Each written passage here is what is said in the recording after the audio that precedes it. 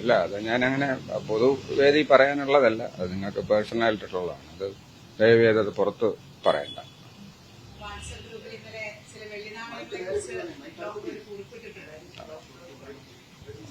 അത് എല്ലാവർക്കും അറിയാലോ. അത് ചില തെറ്റിദ്ധാരണകളുടെ പുറത്തൊക്കെ ഉണ്ടായതായിരിക്കും.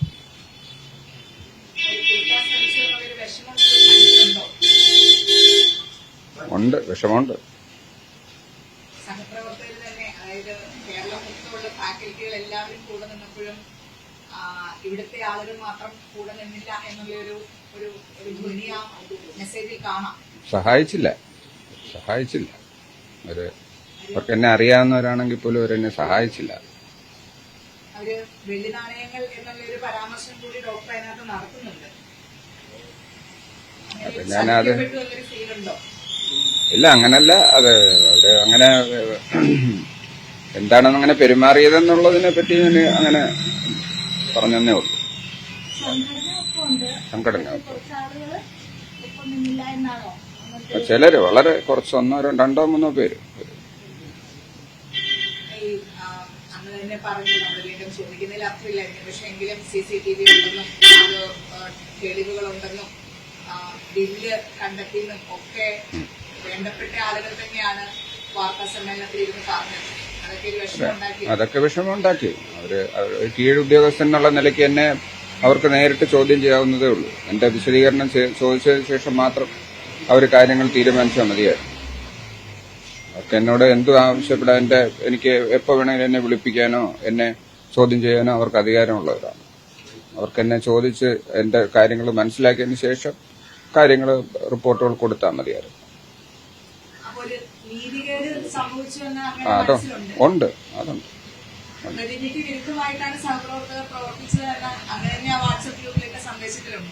അതങ്ങനെ ഉണ്ട്. അങ്ങനെ തന്നെയാണ്. അത് അങ്ങനെ തന്നെയാണ്. എന്റെ പ്രശ്നങ്ങൾ എന്നെ പോലെ മനസ്സിലാക്കേണ്ട എന്റെ അതേ ഉത്തരവാദിത്തങ്ങൾ ഉള്ളവര് തന്നെ എനിക്കല്ല ആ ഡിപ്പാർട്ട്മെന്റ് ഉത്തരവാദിത്തം. ആ ഡിപ്പാർട്ട്മെന്റ് ഉത്തരവാദിത്തം അത് കളക്റ്റീവ് റെസ്പോൺസിബിലിറ്റിയാണ്. സ്ഥാപനത്തിന്റെ എല്ലാ മേലധികാരിക്കുള്ള ഉത്തരവാദിത്തങ്ങളാണത്. അപ്പൊ ഞാനത് പറയേണ്ടി വന്നതും അവർക്ക് വേണ്ടിയും കൂടാണ് പറഞ്ഞത്. പക്ഷെ അവരാ സെൻസിലെടുക്കാതെ എന്നെ ശത്രുവായിട്ട് കാണുന്നതാണ് എനിക്ക് ബുദ്ധിമുട്ടുണ്ടായത്.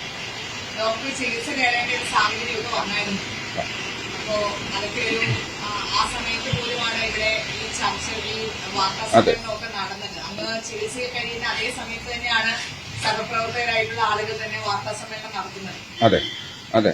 അതാണ് അതിന്റെ കൂടുതൽ എന്നെ വിഷമമുണ്ടാക്കുന്നത്. അവര് അങ്ങനെ നമ്മുടെ ഒരു അവസ്ഥ മനസ്സിലാക്കുക പോലും ചെയ്യാതെ നമ്മളെ കൂടുതൽ സമ്മർദ്ദത്തിലാക്കാൻ വേണ്ടി ശ്രമിച്ചു. തെറ്റായ റിപ്പോർട്ടുകൾ മേളിലേക്ക് കൊടുത്തു. ഇങ്ങനെയൊക്കെയുള്ളതാണ്.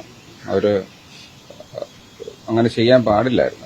അവർക്കത് അല്ലാതെ തന്നെ അത് പരിശോധിച്ച്, ശരിയായി പരിശോധിച്ച് എന്റെ വിശദീകരണം കേട്ട് കാര്യങ്ങൾ മനസ്സിലാക്കിയതിന് ശേഷം തെറ്റുണ്ട നടപടി എടുത്തോട്ടെ. ഒരു വശത്തു കൂടി തന്നെ വന്ന് കാണുകയും ആശ്വസിപ്പിക്കുകയും ചെയ്ത മനുഷ്യരുണ്ട്. പക്ഷെ അതേസമയം തന്നെ അവർക്ക് കീഴിലുള്ള ആളുകൾ വാർത്താ സമ്മേളനം നടത്തിയത് ഞെട്ടിച്ചു. അതെ, തീർച്ചയായിട്ടും. അത് വല്ലാതെ വിഷമിപ്പിച്ചു എന്നെ. അത് എന്നെ എന്റെ കുടുംബാംഗങ്ങളെ എല്ലാവരെയും അത് വല്ലാതെ എന്നെ അഫക്ട് ചെയ്തൊരു കാര്യമാണത്. എന്റെ സഹപ്രവർത്തകർ ഏതാണ്ട് 28-30 വർഷം, 30 അതിൽ കൂടുതൽ 1986 മുതൽ കാണുന്ന ആൾക്കാരാണ് സഹപ്രവർത്തകർ. പഠിച്ചതും ഒപ്പം പഠിച്ചവരും ഒപ്പം ജോലി ചെയ്തവരും ഒപ്പം പോസ്റ്റ് ഗ്രാജുവേഷൻ ചെയ്തവരും ഒക്കെ ഉള്ളവരാണ്. അവരങ്ങനെ നമ്മളെ ബാക്ക് സ്റ്റാബ് ചെയ്യുമെന്ന് വിചാരിച്ചില്ല. ഇല്ല, ചെയ്തില്ല. തലേ ദിവസം അല്ലെങ്കിൽ കൃത്യമായി നമുക്കറിയില്ല, വന്ന് കാണുന്നു, എല്ലാ പ്രശ്നങ്ങളും പറഞ്ഞു തീർക്കുന്നു, അതിനുശേഷം ഇങ്ങനെ ഒരു വാർത്താ സമ്മേളനം പ്രതീക്ഷിച്ചു? ഒരിക്കലും പ്രതീക്ഷിച്ചില്ല. അന്ന് എല്ലാം സമാധാനമായിട്ടിരിക്കൂ, സമാധാനമായല്ലോ, കുഴപ്പമില്ല, എല്ലാം കണ്ടെത്തി, കുഴപ്പമില്ല എന്നൊക്കെ പറഞ്ഞു പോയവരാണ് പിന്നീട് പിന്നൊരു ട്വിസ്റ്റ് നടന്നത്. അത് എന്നോട് ഒന്നും പിന്നീട് ഒരു വിശദീകരണം ചോദിച്ചില്ല. വേണമെങ്കിൽ ഒരു ഫോൺ വിളിച്ച് ചോദിക്കാമായിരുന്നു, എന്താണ് അങ്ങനെ സംഭവിച്ചെന്നോ ഒക്കെ ചോദിക്കാം. ഒന്നും ചോദിക്കാതെ ഇത് എന്തോ ഒരു പ്രത്യേക നിമിഷത്തിലായിരിക്കും അവരങ്ങനെ ചെയ്തത്. എന്താണെന്ന് അറിയില്ല. അതെന്താണെന്ന് അറിയില്ല. അത് എന്താണ് എന്നോട് അവരങ്ങനെ അങ്ങനെ പെരുമാറിയെന്ന് അറിയുന്നില്ല. അത് ശരിയല്ല. അത് എനിക്ക് ഇനിയും നമുക്കൊരു ഡിപ്പാർട്ട്മെന്റ് മുമ്പോട്ട് കൊണ്ടുപോകണമെങ്കിൽ അവരുടെ സഹായം കൂടിയേ തീരും. അവരെന്നോടൊപ്പം നിന്നെങ്കിലേ പറ്റുള്ളൂ. ഞാനൊരു വെറും ജോലിക്കാരൻ മാത്രമാണ്. അപ്പൊ എനിക്ക് അവരെ സപ്പോർട്ടും സാധനങ്ങളും ഉപകരണങ്ങളും എല്ലാം തരേണ്ടുന്നത് അവരാണ്. എല്ലാ സംവിധാനങ്ങളും ഒരുക്കി തരേണ്ടുന്നത് അവരാണ്. ഞാനവിടെ വെറുതെ ഒരു പണിക്കാരൻ മാത്രമാണ്. അപ്പൊ അതിന് അവരൊരു സഹായം വേണം. അവരിനിയും സഹായിക്കണം. നമുക്ക് അങ്ങനെ ശത്രുപക്ഷത്ത് നിന്ന് പോകാൻ പറ്റുന്ന ഒരു രംഗമല്ല. കാരണം ഒരു രോഗി ബുദ്ധിമുട്ടിലായി കഴിഞ്ഞാൽ പല എല്ലാ ഡോക്ടർമാരും സഹകരിച്ചാണ്. ഒരു ഡോക്ടർ ഒറ്റയ്ക്കല്ല, പല വിഭാഗത്തിലുള്ളവർ വന്ന് ഒരുമിച്ച് ചേർന്നിട്ടാണ് അവരെ രക്ഷിക്കുന്നത്. അപ്പം എല്ലാവരും തമ്മിൽ നല്ല ഒരു സൗഹൃദവും ഒരു വിട്ടുവീഴ്ചയൊക്കെ ഉണ്ടാവേണ്ട ഡിപ്പാർട്ട്മെന്റ് ആണ് മെഡിക്കൽ കോളേജ് എന്ന് പറയുന്നത്. അങ്ങനെ കുറച്ചുപേര് ശത്രുപക്ഷത്തും കുറച്ചുപേര് ഇങ്ങനെ നിന്നാലും മാറി നിന്നാലൊന്നും നടക്കില്ല. ഉന്നയിച്ച കാതലായ പ്രശ്നങ്ങളുണ്ടായിരുന്നു. അതിൽ അന്വേഷണം നടത്തി റിപ്പോർട്ട് വന്നു. പക്ഷെ അപ്പോഴൊന്നും ഞങ്ങളോട് മാധ്യമങ്ങളെ വിളിച്ച് സംസാരിക്കാത്ത ആളുകളാണ്. ഇതൊരു ഉപകരണം വാങ്ങിക്കാണാനെന്ന വിഷയത്തിൽ മാത്രം കാണുകയും അത് സമയത്ത് വിശദീകരിക്കുകയും ചെയ്തു. അതെ കൊടുക്കാനുള്ള ഒരു ശ്രമം നടന്നുവെന്ന് അങ്ങ് കരുതുന്നുണ്ടോ? ആ പ്രയോഗം എനിക്ക് ഞാൻ പറയുന്നില്ല. മനസ്സിലുണ്ട്. അതുണ്ട് ബാക്ക് സ്റ്റാബിനെയാണ്. ഈ അങ്ങേ തന്നെ വർഷങ്ങളായിട്ട് അറിയാവുന്ന പ്രിൻസിപ്പല്, സൂപ്രണ്ട്, ഫോണിൽ കൂടെ വിളിക്കാൻ DME ഒക്കെ ആയിരുന്നു ഉണ്ടായിരുന്നത്. പക്ഷെ പിന്നീട് താങ്കൾ ആ വാർത്താ സമയം നമുക്ക് കണ്ടിട്ടുണ്ടാവും. അപ്പോ അത് കണ്ടിട്ട് അങ്ങേക്ക് എന്താണ് അതിനകത്തൊരു ഫീൽ ചെയ്യുന്നത്? അതൊരു എന്തായിരുന്നു, ഇതിനു വേണ്ടിയുള്ള ഒരു ശ്രമമായിട്ടാണ് തോന്നുന്നത്? അതിനപ്പോ ഇപ്പൊ നമ്മൾ ചർച്ച ചെയ്തതിനെ അതിനെ ബലപ്പെടുത്തുന്ന കാര്യങ്ങളാണ്. പിന്നെ നമുക്ക് പിന്നീട് എല്ലാവരും അതിന്റെ കമന്റുകളൊക്കെ വായിച്ചപ്പോൾ എനിക്ക് പിന്നീട് അതൊരു തമാശയായിട്ടേ തോന്നിയിട്ടുള്ളൂ. എന്തായാലും ഞാൻ അത് പിന്നെ ഇനിയും കുറച്ചും കൂടെ അവരുമായിട്ട് നല്ല സൗഹൃദത്തിൽ പോകണം എന്നുള്ളതാണ് എന്റെ ആഗ്രഹം. ഇപ്പോ ഏറ്റവും ഒടുവില് ഓസിലോസ്കോപ്പ് എന്ന ഉപകരണം കണ്ടെത്തി എന്നുള്ള കാര്യം തീരുമാനമായിരിക്കുന്നു. അങ്ങനെ റിപ്പോർട്ടും കൊടുത്തിട്ടുണ്ട്. അപ്പോ തൊട്ട് തലേ ദിവസം എന്താണ് സംഭവിച്ചത്? അപ്പൊ ഈ വാർത്താ സമ്മേളനത്തിൽ അതായത് മറ്റേ വീഡിയോ ഉണ്ട്, അല്ലെങ്കിൽ CCTV ദൃശ്യമുണ്ട്, അങ്ങനെയൊക്കെയായിരുന്നല്ലോ വാർത്താ സമ്മേളനത്തിൽ പറഞ്ഞത്. അല്ല, ഇങ്ങനെ എന്ത് അസ്വാഭാവികമായിട്ടോ അല്ലെങ്കിൽ എന്തെങ്കിലും അവർക്ക് പരിചയമില്ലാത്ത ഒരു കാര്യമോ അല്ലെങ്കിൽ ഒരു പരിചയമില്ലാത്ത ഇത് ഉപകരണം പോലും അവർക്കറിയില്ല. അപ്പൊ ഇങ്ങനെയൊക്കെയുള്ള സന്ദർഭങ്ങളിൽ എന്നെ വിളിക്കാമല്ലോ. ഞാൻ അവിടെ ഉണ്ട്. ഞാൻ അന്ന് ആ മെഡിക്കൽ കോളേജിലുള്ള സമയത്താണ് അവരത് ചെയ്യുന്നത്. ഞാൻ അന്ന് ശനിയാഴ്ചയാണെന്ന് തോന്നുന്നു ഈ സംഭവം നടക്കുന്നത്. അന്ന് ഞാനവിടെ ഉള്ള സമയത്തൊക്കെയാണെന്ന് തോന്നുന്നു ഈ പരിപാടി നടക്കുന്നത്. എന്നെ ഒന്ന് ഫോണിൽ വിളിച്ച് ചോദിക്കുക, എന്താണ് ഡോക്ടർ, എന്താണ് ഒരു വിശദീകരണം പറയണമെന്ന് പറഞ്ഞു കഴിഞ്ഞാൽ ഞാൻ അവിടെ പോയി പറയുമല്ലോ എന്താണെന്നുള്ളത്. ഞാൻ അവൈലബിൾ ആണ്, സ്ഥലത്ത് അവൈലബിൾ ആണ്. പക്ഷെ എന്നിട്ടും എന്നോട് ഒരു വാക്ക് അവർ ചോദിച്ചിട്ടില്ല, ഒന്നും ചോദിച്ചില്ല, ഒരു ക്ലാരിഫിക്കേഷനും ചോദിച്ചില്ല. ഫോണിൽ കൂടെ നേരിട്ടോ അല്ലെങ്കിൽ ആരെങ്കിലും ഒരാളിനെ വിട്ടിട്ടോ എന്നിട്ട് നമുക്ക് ചോദിക്കാവുന്നതേ ഉള്ളൂ. എന്താണ് അവിടെ ഹാരിസ് അവിടെ സംഭവിക്കുന്നത്, എന്താണ്, ആരാണ് കയറുന്നത്, എന്താണ് എന്നുള്ളത് ഈ ലോകത്തിനോട് പറയുന്നതിന് മുമ്പേ ഒരു വാക്ക് എന്നോട് ചോദിക്കാമല്ലോ. പ്രതികാര നടപടി എന്നുള്ള, അതായത് ഈ സിസ്റ്റത്തിന്റെ പ്രശ്നങ്ങളൊക്കെ ചൂണ്ടിക്കാണിച്ചപ്പോൾ അങ്ങേക്കെതിരെ ഒരു പ്രതികാര മനോഭാവം ആരുടെയെങ്കിലും ഭാഗത്തുനിന്ന് ഉണ്ടായിരുന്നു? ഇല്ല, അങ്ങനെ പ്രതികാര നടപടിയൊന്നും ഉണ്ടായില്ല. എല്ലാവരും നല്ല സൗഹൃദത്തിലാണ്. ഇന്നലെ ഞാൻ 2-3 ദിവസമായിട്ട് എല്ലാ മേലധികാരികൾ ഇവര് പിന്നെ അധികാരത്തിലുള്ളവരെല്ലാവരും എന്നെ വിളിക്കുകയും കാര്യങ്ങളെല്ലാം വിശദീകരിക്കുകയും എല്ലാം വാങ്ങിത്തരാം, എത്രയും പെട്ടെന്ന് ചെയ്തു തരാം, ഡിപ്പാർട്ട്മെന്റ് നന്നായിട്ട് കൊണ്ടുപോകാനുള്ള എല്ലാ കാര്യങ്ങളും സഹായങ്ങളും അവർ വാഗ്ദാനം ചെയ്തിട്ടുണ്ട്. ഇന്നലെയും വിളിച്ചു ഇത്ര ഫണ്ട്, എത്ര രൂപ അലോട്ട് ചെയ്തിട്ടുണ്ട് എന്നൊക്കെ കാര്യങ്ങളൊക്കെ അവർക്ക് മനസ്സിലായി എന്നാണ് പറഞ്ഞത്.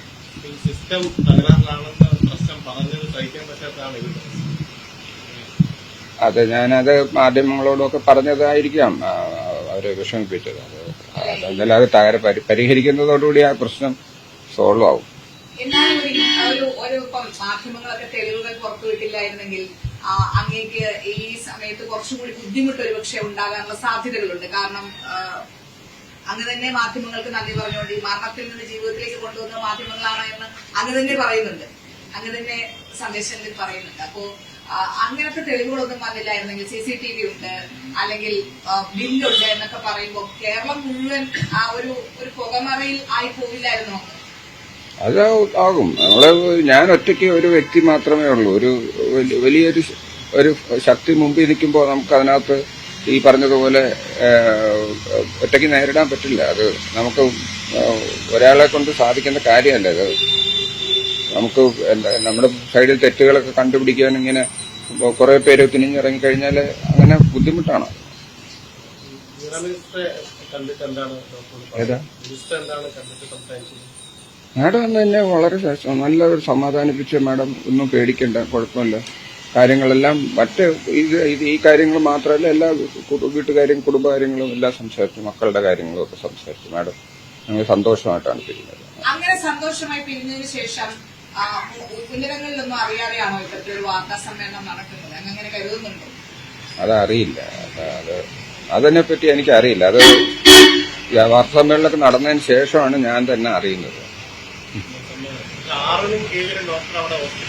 ഉണ്ട്, ഞാൻ ഉണ്ടെന്നാണ് എന്റെ ഓർമ്മ. ഞാൻ ശനി ഞായർ എല്ലാം ഹോസ്പിറ്റലിലുണ്ട്. ശനിയാഴ്ച ഞായറാഴ്ച ഹോസ്പിറ്റലിലുണ്ട്. ഫുൾ ടൈം ഉണ്ടായിരുന്നു. രാവിലെ മുതൽ 8 ശനിയാഴ്ച രാവിലെ ഞാൻ പോയിരുന്നതാണ്. ഇത് വാർത്താ സമ്മേളനം എന്നാണെന്ന് ഓർക്കുന്നത്. ചില വെള്ളി നാണയങ്ങൾക്ക് വേണ്ടി ഒരു സഹപ്രവർത്തകനെ ജയിലിലേക്ക് ഒരുപക്ഷെ മരണത്തിലേക്കും എത്തിക്കാൻ ശ്രമിച്ചവരെന്നാണ് അങ്ങയുടെ തന്നെ സഹപ്രവർത്തകരെ വിശേഷിപ്പിക്കുന്നത്. ഞാനത് പേഴ്സണലായിട്ട് നമ്മുടെ ഗ്രൂപ്പിൽ ഇട്ടതാണ്. എന്നാലും അത് അല്ല, അത് ഞാൻ അങ്ങനെ ആകേണ്ടതാണ്. നമ്മൾ അങ്ങനെ എത്ര സമൃദ്ധതാകുമ്പോൾ നമ്മളങ്ങനെ പോകുമല്ലോ. നമ്മൾ ലോകം മുഴുവൻ കള്ളനാക്കുകയും നമ്മള് ക്രൂസിഫൈ ചെയ്യുകയും ചെയ്ത് കഴിയുമ്പോൾ നമുക്ക് പിന്നെ വേറെ ബുദ്ധിമുട്ടില്ലാവും. അതാണ്.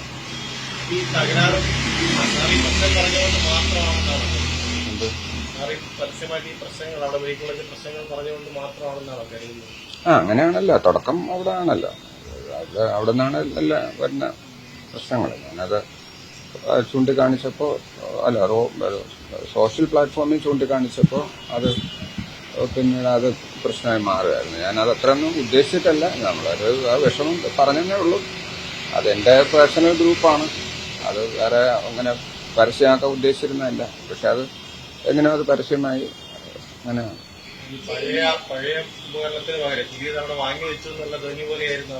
അങ്ങനെയാണ് വാങ്ങിവെച്ചു.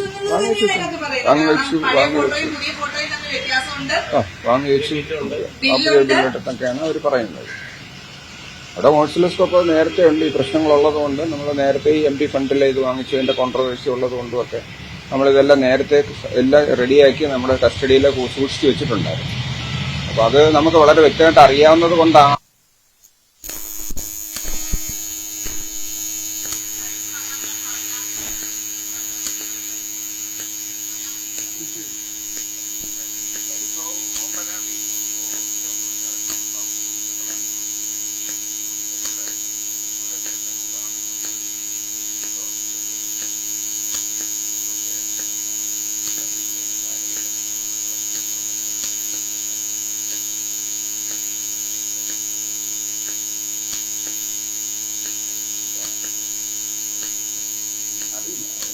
അതറിയില്ല. ഈ പർച്ചേസ് ഒക്കെ നോർമൽ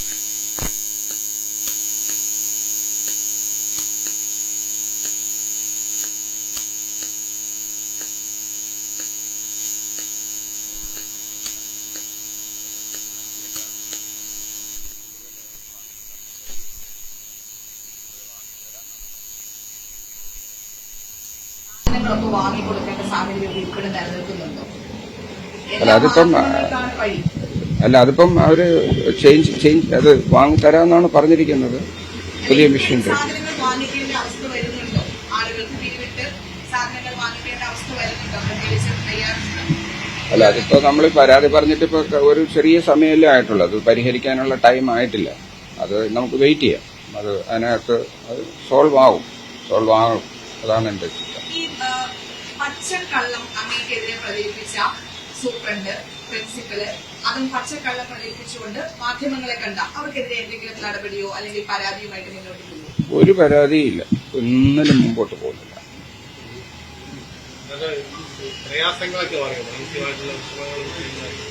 അത് അങ്ങനെ അത് സമയമെടുക്കും. നമ്മള് ട്രീറ്റ്മെന്റിലാണല്ലോ. അതിന് ഇനിയിപ്പോ അത് ഫോളോ അപ്പിന് പോകണം. അപ്പൊ അത് കുറച്ച് സമയം എടുക്കും. അത് ശരിയായത്.